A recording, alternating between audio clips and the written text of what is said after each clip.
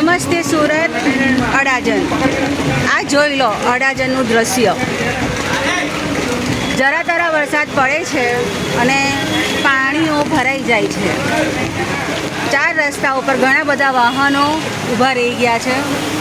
ઘણી બધી સમસ્યાઓ શરૂ થઈ ગઈ છે અને પાણીને ભરાવા કારણસર ગાડીના સાયલેન્સરોમાં બી પાણી ગયું છે.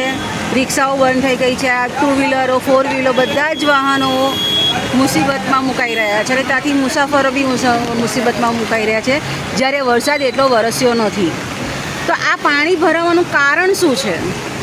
કારણ ફક્ત એક જ છે કે મ્યુનિસિપાલિટી પોતાનું કામ ઈમાનદારીથી કરતી નથી. એના કારણસર આ બધાના વાહનોમાં પાણી ભરાઈ જાય છે. આવવા જવાની તકલીફ પડે છે. વરસાદી ગટરોને મેન્ટેન કરવામાં આવી નથી. મેન્સ હોલ ગટરોને મેન્ટેન કરવામાં આવી નથી. એના કારણસર આ બધા વાહનોને નુકસાન પહોંચી રહ્યું છે. આ વાહનોનું ટ્રાફિક અહીંયા જામ થઈ ગયું છે. વ્યક્તિને આવવા જવાની બિલકુલ સમજ પડતી નથી. જેને મુસાફરોએ ઓફિસ જવાનું હોય, નોકરી પર જવાનું હોય કે પોતાની દુકાનો ખોલવાની હોય કે લારી ગલ્લા ખોલવાનું હોય, બધાને આજે રોજગારીમાં ફટકો પડવાનો છે. બધાને આજે રોજનામાં ફટકો પડવાનો છે. આ ફટકાનું કારણ શું અને આ જે ગાડીઓ ખરાબ થશે એને રિપેરિંગનો ખર્ચો કોણ ઉઠાવશે?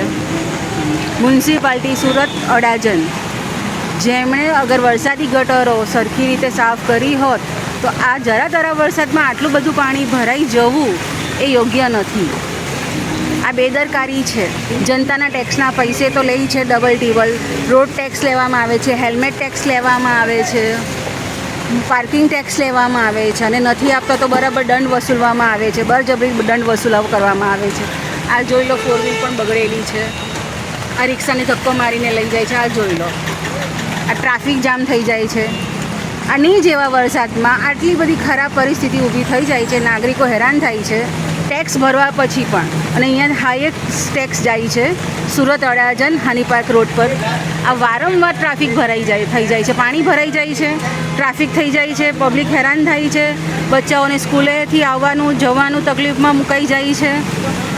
આટલી નાના અમસ્તા વરસાદમાં જો આ સિચ્યુએશન આવતી હોય તો આ ટેક્સ ભરવાનો મતલબ શું છે?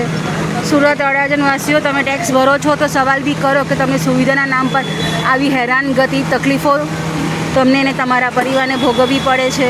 તો ટેક્સ શું કામ આપો છો? સવાલ કરો તમે સરકારને. કરો સવાલ તો સરકારને. આટલા બધા નિયમો લાવ્યો છો તો આ નિયમો કેમ નથી લાવતા કે નાગરિકોને સુવિધાના પ્રમાણમાં સમયસર ગટરો સાફ થવી જોઈએ? સમયસર બધો કામ ધંધા પર વ્યક્તિઓ પહોંચી શકે છે. આ તો જો નાની નાની વરસાદમાં તો આ હાલત થતી હોય તો મોટી વરસાદમાં શું થાય? મોટો વરસાદ પડે કે રેલ આવશે ત્યારે શું થશે? સુરતવાસીઓ ક્યાં જશે?